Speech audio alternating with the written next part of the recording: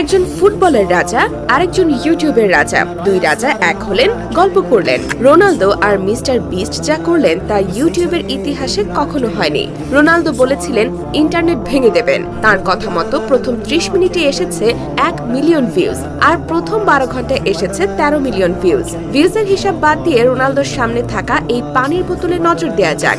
অন্য ফুটবলাররা যখন অস্বাস্থ্যকর পানীয় প্রমোট করেন, রোনালদো তখন সাধারণ পানীয় প্রমোট করছেন। ঠিক এই কারণেই তিনি আলাদা। ক্রিস্টিয়ানো রোনালদো একাই একটা পৃথিবীর সমান। 800 কোটি মানুষের পৃথিবীতে রোনালদোর ফলোয়ার্স 100 কোটি। গোটা ইউরোপ মহাদেশে এত জনসংখ্যা নেই। ফেসবুক থেকে ইনস্টাগ্রাম রোনালদোর রাজত্ব সবখানেই। ইউটিউব চ্যানেল খুলে মাত্র 1.5 ঘন্টায় তিনি 1 মিলিয়ন সাবস্ক্রাইবার পেয়েছেন।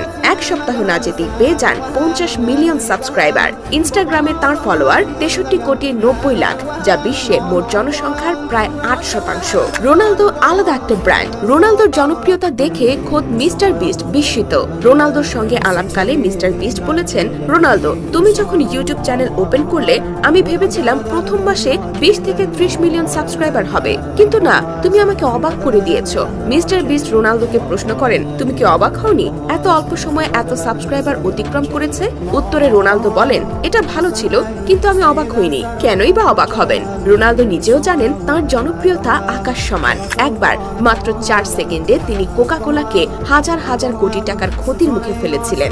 রোনালদো শুধু কোকা-কোলার বোতল সরিয়ে সাধারণ পানির বোতল টেবিলের উপর রেখেছিলেন, আর মাত্র আধা ঘন্টার মধ্যে কোকা-কোলার ব্র্যান্ড মূল্য $400 কোটি কমে যায়। রোনালদোকে বলা হয় আইডলদের আইডল।